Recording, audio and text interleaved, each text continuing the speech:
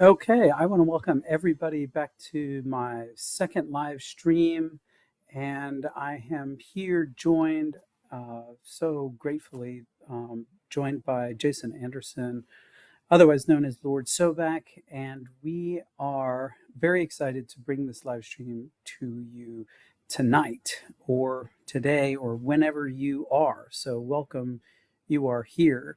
Now, the reason why I'm excited to have Jason with me, who's going to help me with the moderating, is because Jason has a great channel called We Are Being Transformed, and is one among the absolutely few channels there on all of YouTube that is focused on religion and religious studies from a consistently scholarly perspective. And so whenever you turn on Jason's channel, you're going to get very good, high quality content from high quality people. Jason doesn't sell short on anything. So that's my recommendation coming from a scholar. I hope you check out his channel. We Are Being Transformed. Today we're going to be looking at the Sacred Book of John, and I've sort of designed this to be the grand finale of my Sacred Book of John series, which has been running on my Patreon. There's a couple of videos that I've released on YouTube, but not much. So if you want the full series, jump onto Patreon, and that's where you can find it. And you'll also find my intro to the Sacred Book of John as a whole in a condensed form in my course on Nag Hammadi and Gnostic literature, and that I've put on Thinkific, and I'll put those links in the description, as well as any links that Jason wants. Jason, let me give you a word here. Welcome, first of all. Great to have you. How are you doing? Oh, well, thank you, Dr. Litwell. That was very kind of you and maybe a bit too much expectation for what I do. I really think that the scholars do all the hard work and I'm basically just along for the ride. So, um, you know, I think that the show really does take your concept of dynamic cultural exchange seriously, right?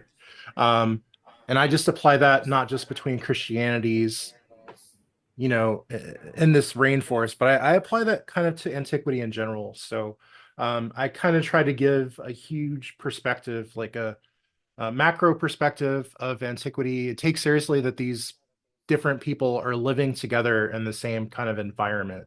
Whether that be Alexandria, whether that be Rome, any of the areas of Greece. So yeah, I have a show with a lot of nerdy subjects and might not be everybody's cup of tea, but for weirdos like me who really like to get into the thick of things, it's a lot of fun. And I want to thank you and Justin Sledge especially for helping kickstart that and helping me consistently maintain that quality. And I hope to keep bringing that to everybody. So. Excellent. Well, what I have, or what I plan for everybody tonight, and Jason's going to help me do this, and Jason is also going to have the first question himself if he wants. So I'm giving first dibs to Jason. But what we're going to be doing is we're going to be mainly doing a Q&A session on the Secret Book of John, which is, it's not the Gospel of John, it's not the Acts of John, it's this Gnostic text found in Nag Hammadi, and it has been called the Gnostic Bible, the chief and classic Gnostic text. And I'm going to give a basic rundown of it, and I'm going to then turn it open for questions.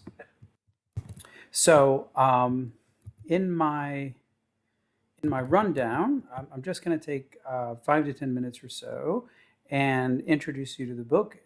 Many of you probably already know it, but I'll just give, for the sake of everybody here, a very brief intro that is going to be part of my new book on the Secret Book of John, which we're publishing with Cambridge University Press. So, onward. The Secret Book of John, as I said, has been called the Gnostic Bible. It's arguably the most widely read text labeled Gnostic, both in antiquity and today. Yet, what if we don't approach it as a Gnostic document, but rather as a Christian one, or as a Gnostic Christian one? After all, the Secret Book of John, in its present forms, is ostensibly Christian. It represents a dialogue between Jesus and John, son of Zebedee, a well known disciple of Jesus. It speaks of the Father, the origin of Christ, a theory of the Trinity, the creation of humanity based on Genesis, the final salvation made possible by Christ's new revelation. These are all classic Christian topics of discourse, and Christian discourse, it's useful to remember, was in many cases a revisionary type of discourse transforming Jewish texts and traditions. Now, the Sacred Book is not a stable or a single text. It survives in 4 copies and in 3 recensions or versions. 3 of the 4 copies are from the Nag Hammadi codices, and we've got 1 copy in the 5th century Berlin Codex. Every copy is written in Coptic, but each is presumably a translation from a Greek text. The longer recensions, which usually receive the lion's share of attention, appear as the first texts in Nag Hammadi codices 2 and 4, and there are 2 recensions of the shorter version, one in the Berlin Codex and the other in the first place position of Nag Hammadi Codex 3. And it's due to the relative neglect in scholarship that my present volume focuses almost entirely on the Codex 3 version of the Secret Book of John, what I'll just call SP John 3. So the shorter version is probably earlier than the longer one, since the longer shows editing consistent with the addition of a final section, the Providence monologue, as it's called, and it smooths over various inconsistencies and rough patches in the shorter versions. It also adds a longer introduction and conclusion. There's reasonable, though debated, argument that the Nag Hammadi versions came to be housed in a monastery library or libraries in Upper Egypt. Still, the Secret Book could have originated from the pen of an alternative urban Christian writer or writers living in a densely urban environment, I argue for Alexandria. During the whole time of its early existence, the only known readers and preservers of the Secret Book of John were Christians, where they lived along the Nile streams or along the Rhone River. So, SP John, as I like to call it, or the Secret Book, has more characters than a Russian novel. And some of those characters have long names and multiple designations. The figures of John and Jesus are familiar enough to readers of the Gospels. A Pharisee is not surprising to find either.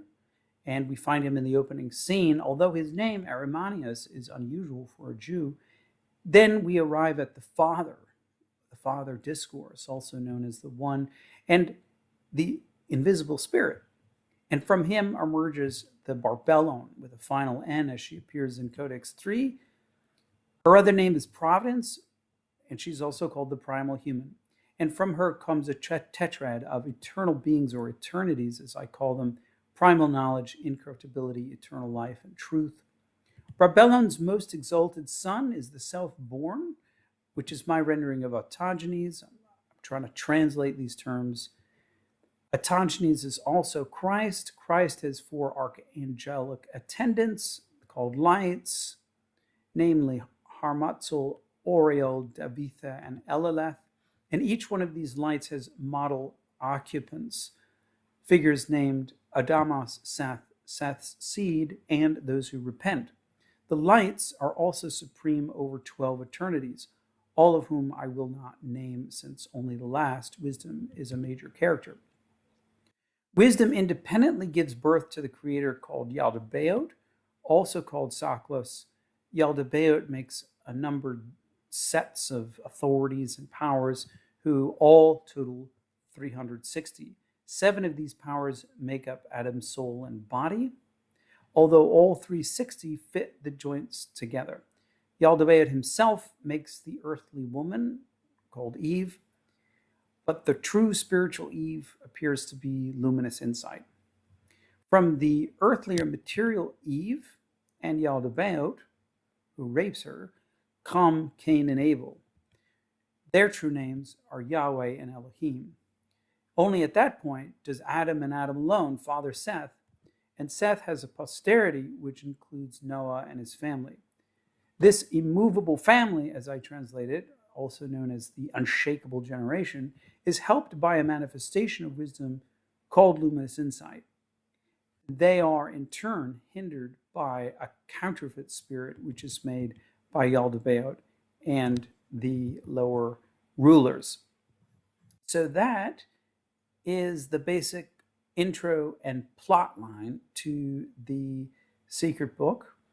And Jason, are you still with me? Yes, There I'm you still are. here. I Okay. just this works a little bit differently from StreamYard. So in StreamYard, I Oh, could like yes. put myself backstage. So it kind of looks awkward with just a name there, but I'm here. No, definitely. No, be here. You're be by my side. You don't have to be backstage at all. No, during this time. Um, so I just want to. I'm not sure what you're seeing, Jason. But I just want to give you the. I know that you had a question, and I wanted to give you basically first dibs on that one. Oh, yeah. Well, I mean, Apocryphon of John or Secret Book of John is really complicated. It's I'm the first to admit that it's not my strongest suit, but your um, series on the Patreon has really helped me flesh out those ideas. But one thing I found really interesting that I just wanted to kind of touch on was um, I know a good friend and colleague of yours, Dylan Burns, has said in the past that whenever he teaches the Secret Book of John, he assigns everybody to read Plato's Timaeus first. Because, obviously there's a lot of Timaeus in the Secret Book of John. So my question more had to do with what is John doing with these concepts from Timaeus? How is he changing them, transforming them, so to speak? And how would he, I mean, we can't obviously say for sure, but how would he um, what was he expecting his audience to kind of react to from how he was putting those materials together and changing them? Yep, yep, excellent, excellent. And I just want to say, so Jason has got the ball rolling, but everybody now, the floor is open in the chat. This is your opportunity to ask a question. Okay, so send through all questions through the chat. Those who super chat, of course, go to the top of the list, but just chat your questions. Okay, so this is your only opportunity. Okay, so don't miss it. Jason's question about the Timaeus is how that relates to the Secret Book of John, as I take it, is really, really important. On the face of it, the Secret Book of John looks like a rewriting of Genesis, and people have called it rewritten Bible. But the question then is, how does someone rewrite it? How does someone go about actually changing Genesis and making Genesis into something new? And essentially, the answer is an integration of fundamental ideas that were prepared by Plato and his Timaeus. So you can think of the Secret Book of John as a kind of blending of Genesis and the Timaeus in a very kind of subtle and somewhat, you might say, haphazard way in some respects. But it's that blending together of the biblical heritage and the philosophical heritage, and then a representation of it as a revelation. Okay, and that philosophical heritage comes through in the fact that the Secret Book of John is a dialogue. It's a dialogue between Jesus and John. Genesis isn't a dialogue, it's a monologue. So in terms of the structure, the Secret Book of John is borrowing the structure of the Timaeus, but he's also modifying it, so it's not really a rational or philosophical dialogue. It's still a exercise in revealing supreme truths. So and these truths are then coded as secret so that the reader, the Gnostic reader, can get a sense of self-importance and I would say a sense of privilege. as it were being invited into the secret. Now, Genesis, interestingly enough, might actually be contemporary with Plato, but it's not a philosophical book, and it didn't have the kind of philosophical respectability that any Jewish literature had. And it's one of those odd things that Judaism did end up having its philosophy, and it did attain quite a large amount of philosophical respectability by the time we get to Maimonides. But that takes a while. And so the Christian authors of the Secret Book of John, they're doing something really, really interesting and new when they're combining Timaeus and Genesis. The Genesis doesn't say anything about matter. Genesis doesn't make a distinction between the creator and the good. Genesis doesn't talk about fate. Genesis doesn't talk about metaphysical entities like aeons or eternities, as I call them. But Plato did talk about those things, and so what we're seeing is that subtle leavening of Genesis by Plato and the production of a Christian theology out of those two basic sources, the Hebrew revelation and the philosophic, what might be called a kind of a scientific, but in a kind of broad sense, text, because Plato's text was still respected as quasi-scientific in its day. I mean, it still is quasi-scientific, but it's no longer believed in any kind of serious way. But what Plato was doing is he was telling a story and wanting to make that the most plausible in both the scientific language and in the register of that language. And basically that language, even though it was old by the time the author of the Secret Book was writing, was still that very strong scientific register which spoke and invoked the sense that, oh, this is true, we can believe this. So, taking what we might call the intellectual capital of Plato and the spiritual capital of Genesis, we get the Secret Book of John. So, sorry for that long answer, but Oh now no, is that the wasn't long at all, actually. I think that was like almost the tip of the iceberg in a way. You're just applying it to the Sethian Gnostics, but like you said, this goes back even further in Jewish interpretations of Genesis, right? Even to Philo, of Alexandria. So there's that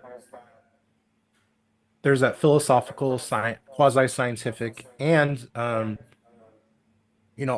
the cultural capital that comes along with Plato as an example of one of those big figures of paideia of learning, right? That they can put in that text. So yeah, very interesting. And hi Zvava. She's she's in the chat. So hi aha, Ray, okay. hi Peter, everybody. So thanks for coming. Yes, definitely. Thank you all very much. It's a pleasure having you all here. Thank you to all who will come. Again, it looks like we have, if I'm not mistaken, Jason, we have a question from Lunaticking. Should we go with that one? Yes, that's Swava, who That's Fava. I hope she is still keeping up with her Coptic lessons, as I have unfortunately not. But yeah, let's go with that question. It's a good one. Okay, okay. So do you want to read that one, Jason? Yeah. Um, so Luna Ticking, she asks, I want to ask in relation to Plato and the transmigration of souls. How does that concept come together in the Secret Book of John? It has some Tibetan Buddhist themes, as far as I'm concerned. Yeah, yeah. So transmigration, not many people think of that as a staple Christian doctrine, but if you were in Alexandria in the second century, going into the third century, that what was a staple Christian doctrine And we're not sure exactly what they're pulling on. They all mention Pythagoras as the origin of that doctrine. And in antiquity, they thought that Pythagoras had gotten that doctrine from the Egyptian priests. And so that was the kind of basic understanding that they had. And it seems that the author of the secret book is just, he's not being unusual in this respect by accepting the transmigration of souls. But it's absolutely the case that that's a staple Platonic doctrine as well. And so in antiquity, there was this myth that Plato had also gone to Egypt and that he had sat at the feet of the Egyptian priests. And from them, he learned the doctrine of transmigration, as well as many others. And in fact, Plato really helped this along in the West because Plato is really the first to give us this concept of a stable soul that can survive death and that is your true self, as it were. So without that fundamental idea, we wouldn't really have, in the West at least, we wouldn't really have a transmigration situation. But for the Christian adaptation of transmigration, that's really talking about the justice of God. And it's the realization that people, as I've tried to put it in my series, people don't have the means and the knowledge in a single lifetime to attain the goals that one needs for salvation. And one of the things that you need for salvation is you need to be able to control and master all of your passions, which are your extreme emotions and drives. And the fact is, unless you're some kind of super sage or bodhisattva, or you have some kind of special miraculous birth, most of us were not going to be able to do that in a single lifetime. So that's where the doctrine of transmigration comes in. For Christians, the doctrine of transmigration is just the idea that the universe is God's gymnasium, and there are evil forces within the universe. But overall, there is a system of providence at work that's designed to save us. And that system of providence does involve horrible things happening. And it does involve failures. Like, I might fail to control my passions during my lifetime, things like lust and anger and greed. But the system of the universe then says, okay, you didn't get it right the first time, you're going to get a second try and a third try and a fourth try and a fifth try. So interestingly, with this teaching, which is put directly into the mouth of Jesus, there is no hell, or you might conceive of hell as simply this world. But it's not really hell. It's in the system of providence. It's kind of like a purgatory. So you go through multiple lives as long as you need, and the universe goes on for almost forever. There's no, unlike an apocalyptic theology, the Secret Book of John doesn't set an end date to the world. It's more Aristotelian. The world just kind of keeps going on, and the souls existing in the world, they have all of that in infinite time to go through enough training so that in the end they master and become masters of themselves and control all their negative emotions and attain true virtue. So thank you, Svava. Yes, thank you so much. Um, Here's a good one from ATL FA5. Sorry, I don't know the reference, but thank you nonetheless for the question. So they say, love all these live streams, Dr. Litwa. The luminaries are a fascinating concept. Are the souls who reside within them at all related to earthly bound humans, almost as holy diamonds of sort? Oh, that's interesting. Okay. I'm gonna have to read this one again because I want to make sure I understand what you're saying. So, are the souls who reside within them at all related to earthbound humans? Okay. Yeah. Okay. So now I get that. Yeah. So absolutely, and in fact, those people who end up in the luminaries, the seed of Seth, they are us. so they have graduated, as it were. They have graduated outside the cycle of samsara. They have graduated outside the cycle of transmigration.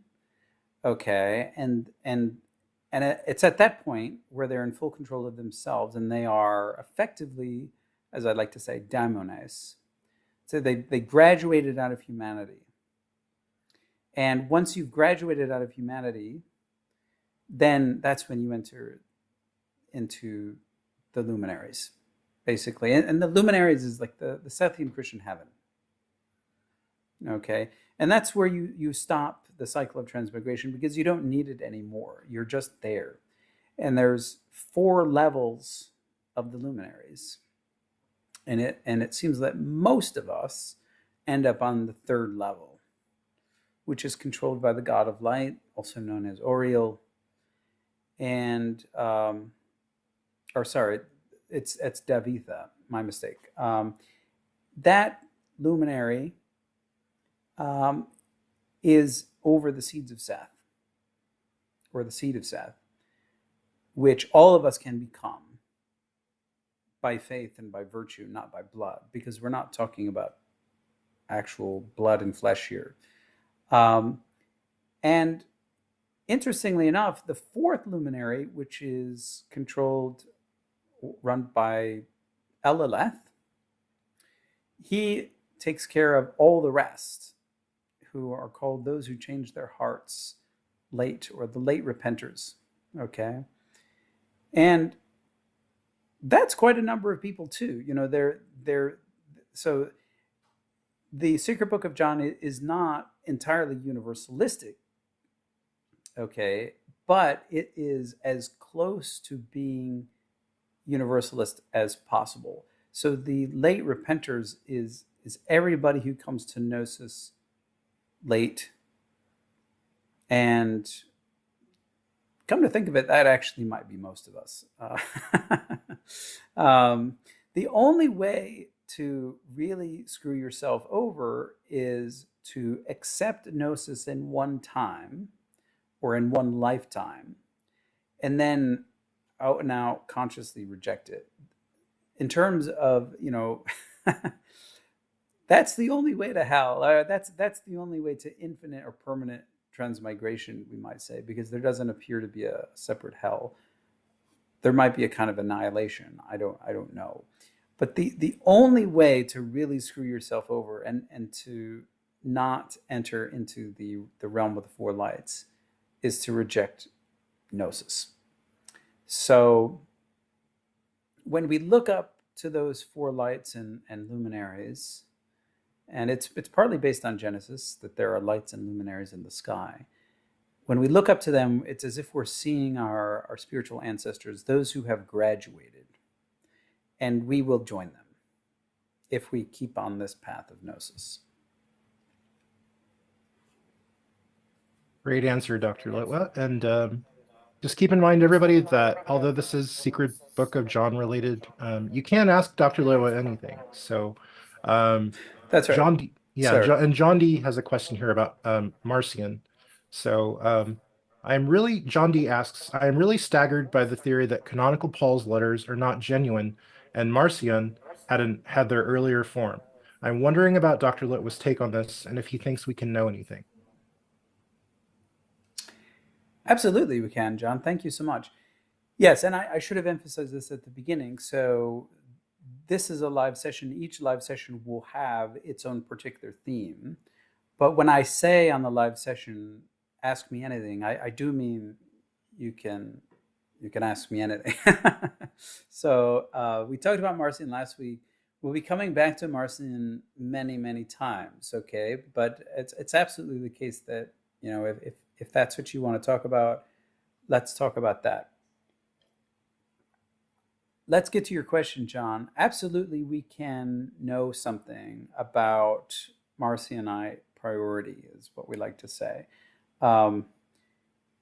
It's something that you can actually demonstrate, okay, and it's something that scholars have demonstrated. And the longest argument for it has been this book by Matthias Klinghardt called, I believe it's the oldest testament, or the, if I'm remembering that correctly. And it's recently translated in English. I think it's over 2,000 pages. And it argues that canonical Luke, which is the third gospel in a row that's in modern New Testament canons, has an editorial tendency, and that you can see that editorial tendency, and that when we reconstruct Marcion's gospel, which some call Proto-Luke,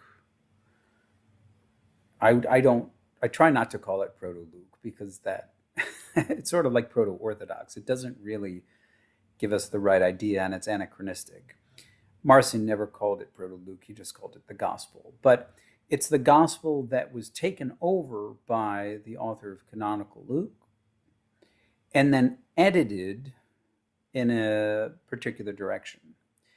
And when an editor sits down to expand a book and to reorient a book, polemically or apologetically, that is, against Marcion in this case, that editor is going to have a certain tendencies, and you can actually see and document those tendencies at work. You can actually go through and see what the author added, and then ask historically why. And you can see that the additions, they all, or most of them, have a consistent editorial aim, which is to root the story of Jesus more firmly into the modes and codes and history of the Septuagint, by which I mean the Bible in Greek as used by Christians. It's the Old Testament for the Christians, okay? So the expanded section in the beginning of Luke is probably the easiest example to grasp. Okay, so you've got the birth narratives, which Marcion didn't have. Mark doesn't have them either. I mean, there just was no felt need to have this elaborate mythic birth story about magi and shepherds until we get to later gospels like Matthew and Luke. And in the case of canonical Luke, this author is taking pains to connect everything systematically with the Septuagint. And he is actually rewriting parts of the Septuagint to produce his own myth of Jesus' birth. Okay, so all those stories in the Septuagint about women getting pregnant miraculously because the Lord opened their womb, he's creating a new story now with Mary as the main character. And even the Song of Mary, the Magnificat as it's called, is a kind of reinscription or echoing, but very, very clearly and deeply, of the Song of Hannah in the books of Samuel, 1 Samuel, I believe. So he's taking those Old Testament stories, and from them he's building the birth story. But as building those birth stories, as part of building those birth stories, he is systematically connecting Jesus to all these Old Testament types, figures, songs, and prayers, and themes, so that when you pick up canonical Luke, you're already primed to think in terms of typology, that the Old Testament is a series of types for Jesus. And this then becomes an apologetic argument to prove the truth of Christianity. But actually, I think it's historically documentable that these authors are generating the types so that then you can read them off of the page as a defense of their own religion. Sorry, you could say more about that, but maybe we'll stop there. Jason, do we have anything else? We do, but just getting back to that for a second, it's very interesting, the typology that they use from the Hebrew Bible. It reminds, like, I'm getting more into classics, and they kind of do the same thing with Homer, in a sense, in that kind of area. So it's very interesting, try to build upon these concepts. Yeah, we do. Well, I'm not sure if I understand this question, Raymond Smith, so I apologize, but Raymond Smith asks, what is the difference? The Gospel of John, first and second John, I believe he means the epistles, the two epistles of John, Book of Revelation, and the secret book of John. So I think he's asking what the difference is between those. Yeah, so there's Marcion's New Testament was a very simple product. It was a single gospel, which he considered to be Pauline, and then it was 10 Pauline letters. So it was an 11 gospel canon. And as time progressed, that canon, the so-called Orthodox, never got rid of that.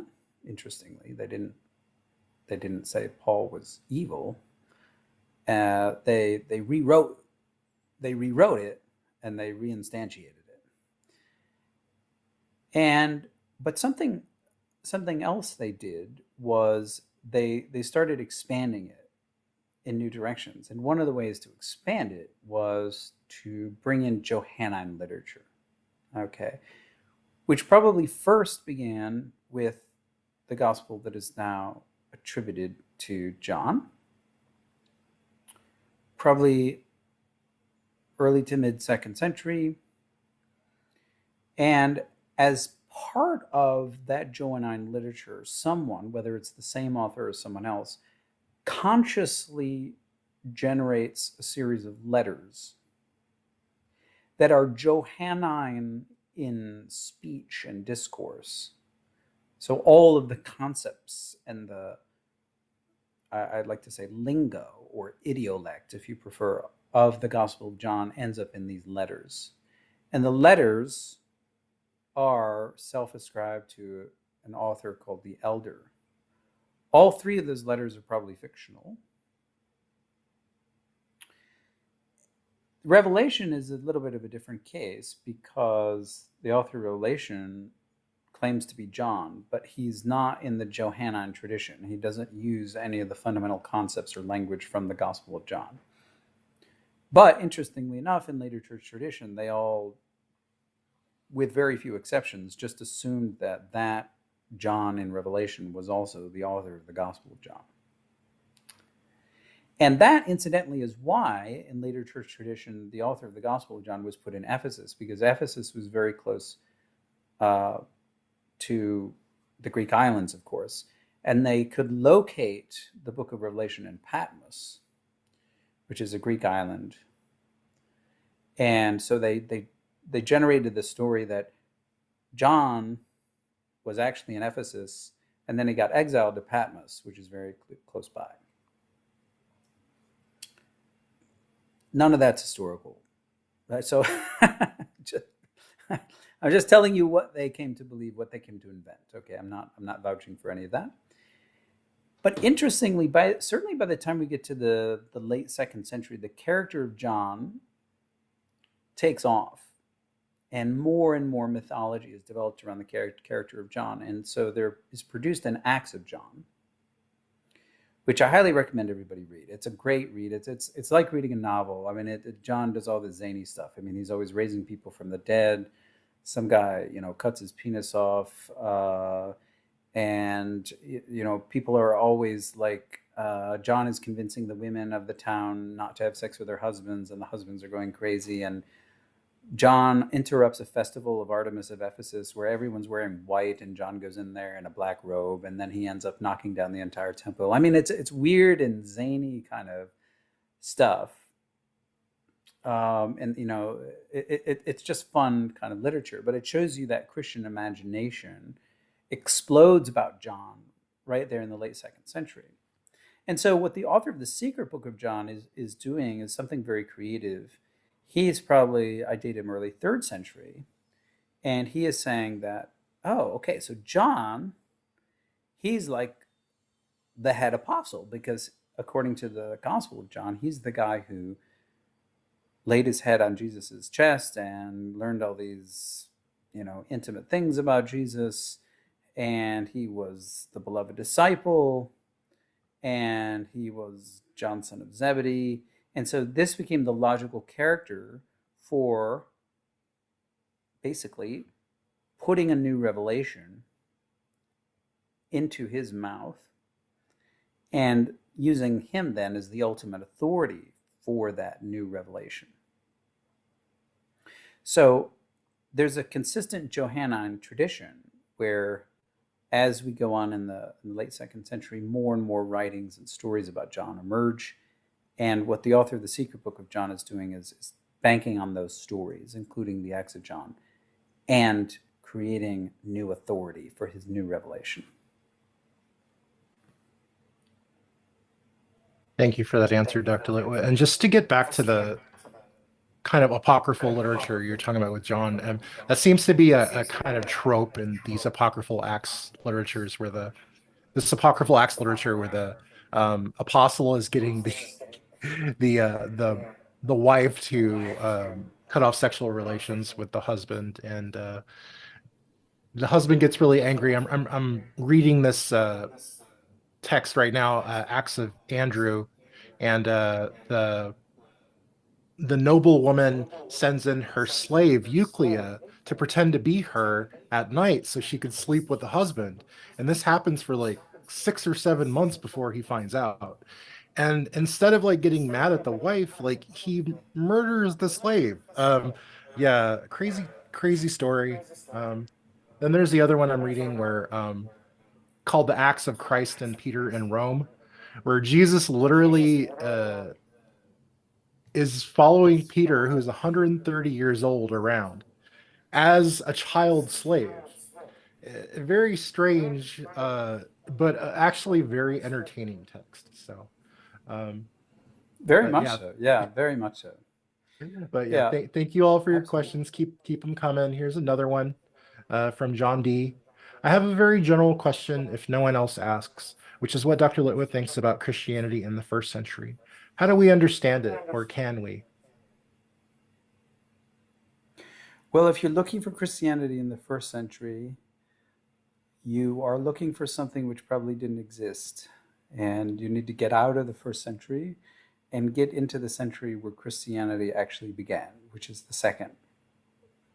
And it's a continual apologetic emphasis to try to date Christian doctrines and the Christian religion back to the first century. But the truth is, if we were to take a time machine and go back to the first century, no one would really be identifying with Christianity. No one would know what that term meant, which is Christianismos. And the author of Acts says that the term Christian appeared in Antioch of the late first century, but the author of Acts is himself probably in the mid second century. So he's no reliable guide to when the term Christian originated. And the fact is, as many scholars have said before me, that what we call Christianity really was just a branch of Judaism until certain major events happened, which motivated Christians to formally and institutionally, we might say, separate from Jews and Jewish synagogues and Jewish worship groups. And that's a very complex history, and it's a history that involves wars, like the Jewish War of 70 and the uprising under Trajan in 115, and the Bar Kokhba revolt in 135 or thereabouts. 132 to 135 is the usual date. And these traumatic events are part of the motivating cause, I think. They're not the only causes for Christians more and more to start distinguishing themselves institutionally from Jews. That is, by creating their own groups, by creating their own name for themselves, which, in origin, it might have been a name of, it might have been an insult. I mean, but I think Christians came to embrace the name Christ or Christian because Christos in Greek means good, and so if you're a Christiani or a Christianos, you are a good person, a follower of the good, Christus. So they came to embrace that. They came to create their own scriptures in the 2nd century, thanks to Marcion. They came to form their own rituals, which they distinguished from Jewish rituals. And they finally, for many Christians, just subordinated the Jewish scriptures to their own ideology. And by the time you get that, you've got enough major institutional and intellectual changes to say that we've got something that looks like a different religion. But that takes a long, long time. A long, long time and a lot of complex developments. Apologists will tell you that the true Christianity in the golden age was in the 1st century. It's just not true. There was no golden age, and there was not even Christianity in the 1st century. Thank you so much for that answer. And yeah, it's a very complicated subject, but yeah, Christianity is a 2nd century and beyond phenomenon. Speaking of transmigration of souls, getting back to that earlier discussion, Yamblicus, Dr. Litwa, is in the chat. So Yamblicus, welcome. Love your work with the Neoplatonic works like the Secrets of Magic, or I can't remember what the title is. But they ask, was there such a thing as the Council of Yamna, where the Jews kick the Christians out of the synagogues and purge their texts of all Greek influence?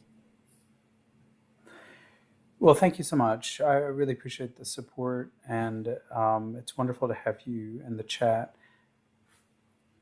Scholars of 40 years ago, they put a lot of emphasis on this Council of Jamnia, or Yamnia, if you prefer, as a point where Jews, by which I mean not Jews in general, but Jewish leadership after the First Jewish War, created the Shemona Ezra, these 18, what are in effect, it's like a creed or confession almost, but in a Jewish way. And in this there certain people are cursed, and it seems to be that Christians are part of that. And it is certainly the case that there seems to have been tension between Christians, what we would call Christians, that is, followers of Jesus the Messiah, and those Jews who thought that he was just a crucified criminal or a very poor, unlucky guy in the wrong place at the wrong time. And there were certainly conflicts, and there were certainly acrimonious debates. I mean, Paul himself said that he was beaten 5 times in the synagogue. I mean, so that's pretty serious. I mean, that's more than a heated fight. But as scholars have more and more studied this, and as New Testament scholars have done more and more work in rabbinics, one begins to see that a lot of these traditions of Jews early on rejecting Christians and kicking them out of the synagogue, those are based on later Jewish traditions, for instance, beginning in the Mishnah and going on into the Palestinian Talmud and on into the Babylonian Talmud, which are hundreds of years after the events. And so when Jews, that is rabbinic Jews, are trying to tell their own story 600 years later or 500 years later or 400 years later, they're faced with a Christian empire. And so the way that they tell their story is that they say to themselves, yeah, well, back in the day, we rejected Christianity, right from the get go.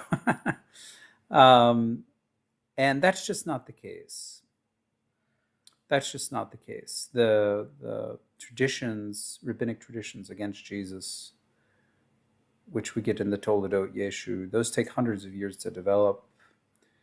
And it seems like if Justin Martyr is our best indication, and Justin Martyr is writing about 150, it seems like the very first political attack of Jews against the followers of Jesus the Messiah came with Bar Kokhba, who Bar Kokhba, trying to defend Palestine or Israel in the early 130s, tried to enlist other Jews, among them followers of Jesus.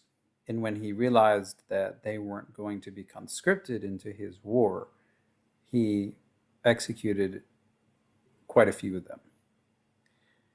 But in terms of actual, Jewish violence against Christianity, that's quite rare.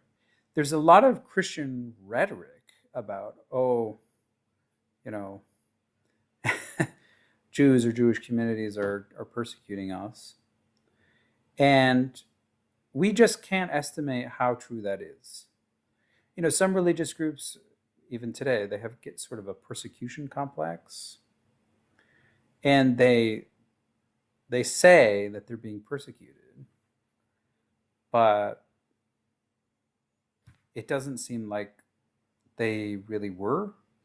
Like it's more of like a rhetorical trope and a kind of memory. They generate a memory of being persecuted, because if you're persecuted, then you feel yourself to have a kind of self-importance, and it's a kind of legitimation. If I'm being persecuted, then I'm doing what's right. And they kind of generate that discourse of self legitimation. But were they? I mean, probably not. Let's face it, the Jews in the Roman Empire, they had very little power. So, something always to keep in mind. Thanks for your question. Yes, absolutely. And thank you, Yamblicus, for your super sticker. That's awesome. And yes, super chats and super stickers are encouraged here. Um, Dr. Litwa needs to keep the lights on so he can read those books. So, Absolutely. Well, of course. I mean, I definitely appreciate everybody, and everybody's question. I think, you know, my philosophy is, you know, I want to tell everybody directly, what I use any extra funds for. My family is stranded in Australia because of visa issues, and so I have the world's longest commute, 10,000 miles. So that's what I use a lot of the support for. I'm also writing a book on Marcion. I don't make enough to actually, give myself time to, sit down and write stuff. That takes actual concrete support in order to do that, because, let's face it's not easy to find that time anymore in this world, and it's not easy to generate the resources that you need to not only read the books, but yeah, get access to university libraries, and to, because I have young children as well.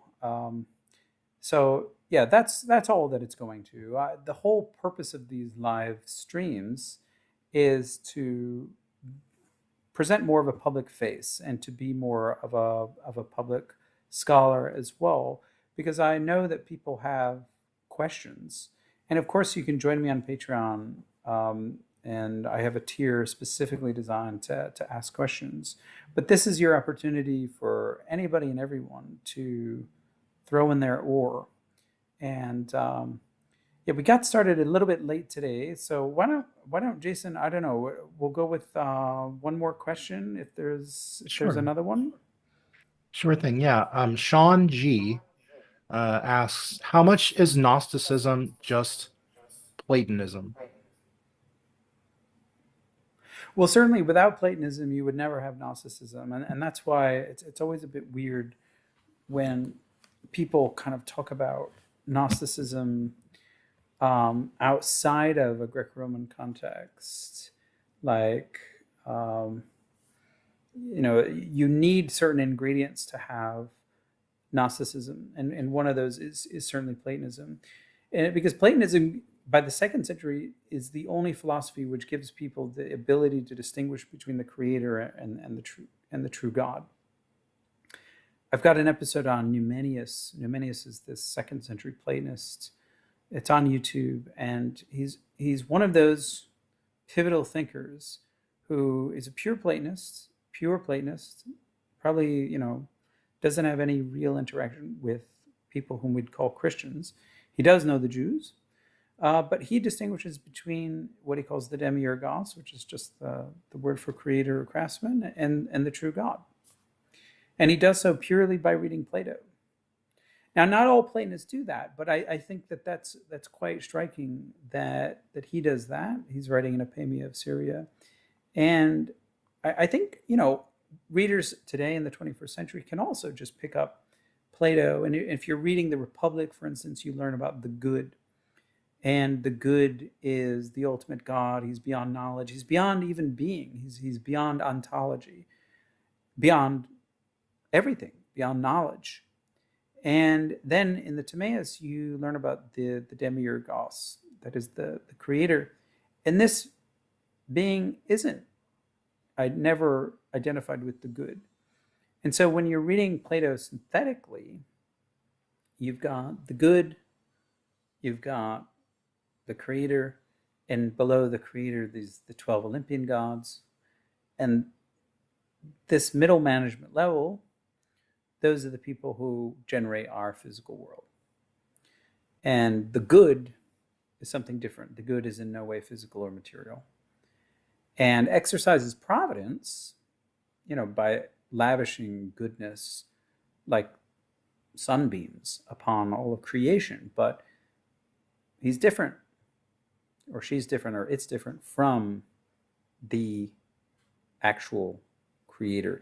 And it's that insight which, and it's a very scientifically and philosophically reputable insight.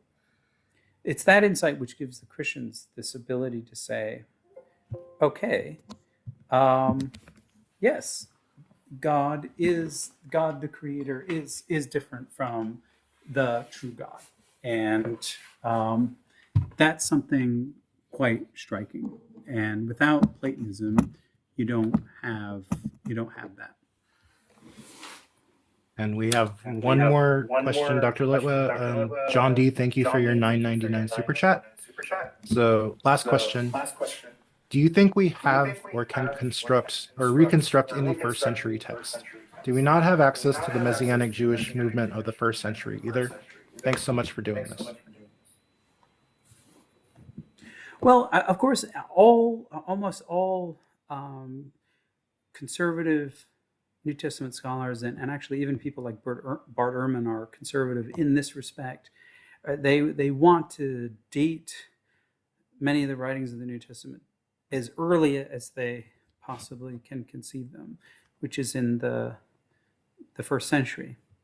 And that house is like a house of cards, or it's like building a house on sand. It is the case, I think, undisputably, that 7 letters of Paul do date to the mid-first century. And we can date Paul fairly securely, unlike the later Gospels, okay? So if you're looking for the witness of a Jewish messianist, we might call, a Jewish follower of Jesus the crucified, that would be Paul. But if you just had Paul's letters, as often pointed out, you would have no idea no firm idea of what Christian rituals look like, what Christian meetings look like. You would have very, very, very few data points about the life of Jesus and about the significance of Jesus. And you'd have almost nothing with regard to, you know, how Christians understood, or not Christians, how other followers of Jesus actually got along and what they were doing. Paul does talk about false apostles and false brothers who were running around, but all of these people, they're just fellow followers of Jesus who are having a different message that is different than Paul, right? So, so from Paul's perspective, oh, you bad person, you're false. So, but all that means in terms of the language of the religious insider is, I don't agree with those people. But were they any less, followers of Jesus? No, they weren't. Unfortunately, their writings don't survive. So, make sure to back up all your files so that your writings survive, okay, and your enemies don't, okay. But that's essentially what we have. That's the only really first century information we have is Paul's letters, and then we have a series of forged Paul's letters which emerge in the maybe the very late first century. Certainly, I think by the 130s and 140s, it becomes a kind of cottage industry to kind of forge a Pauline letter, because after Marcion, Paul's authority is very much established. And then the Orthodox response to Marcion, again, it's not to destroy Paul or to discredit Paul. There are some people who do that, mind you. I mean, the author of the Pseudo-Clementine Romance does that. Go check that out and my episodes on that. But not many Christians take that route. What their dominant route is the route of the pastoral epistles, which is to say, I'm just going to transform Paul so that he talks like a mid-second century Orthodox person with like a full-blown church structure, bishops, deacons, widows, orphans support, full system network, all systems go. And, it's like reading a church order manual discipline, which is at least 100 years after Paul. I mean, any of that, even to read plausibly. So that's what we have. And so I would say the vast majority of Christian writings are second century, or attest to second century developments, and we have very little evidence of the first.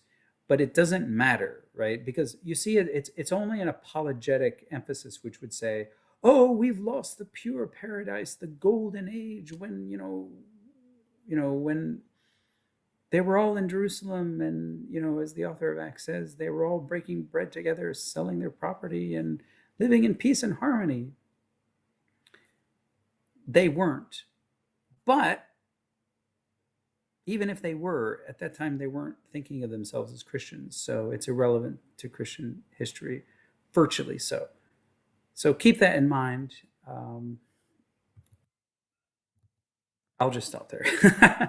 Well, I mean, no, it's important. I'm preparing for a talk tomorrow with a great scholar, Christy Cobb, and her chapter on Luke or Acts chapter 16 with the prophesying woman.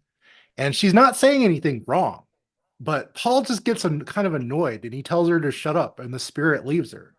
So, you can't get more on the nose than that, where these people are kind of coming from. Well, we got a couple more questions, Dr. Litwell. I don't know if you got to get going or if you want to take these. So let me just check my time here, because I've got to. Yeah, so unfortunately, I have another appointment which I've got to get to, but I do want to say to everybody that I'm very, very grateful to all of you for showing up and being active in the chat. As you can see, Jason is the one helping me kind of manage the chat, and because just trying to focus on giving good answers. But I want to thank everyone very sincerely. And if I have time, I'll be back, same bat time, same bat channel next week. And I believe then we'll be talking about the Nascenes. But again, it's the same principle. You can come, if you're interested in the Nascenes, you can ask a question about the Nascenes. If you have another question or interest, then obviously ask that question. But I can't, unfortunately, I can't do marathon sessions, but I will try to be regular. Okay. So tune back in next week. It's wonderful to see you all. Thank you so much. Jason, I'll let you have the last word. No, nothing. Just I think on behalf of everybody here, we want to thank you for everything you do for this community and for it's not just inspired my channel, but inspired I think a lot of people here to probe deeper into these questions. So thank you, Dr. Litwa, for everything you do for us. Well, thank you. We'll leave it there. Thanks to everybody.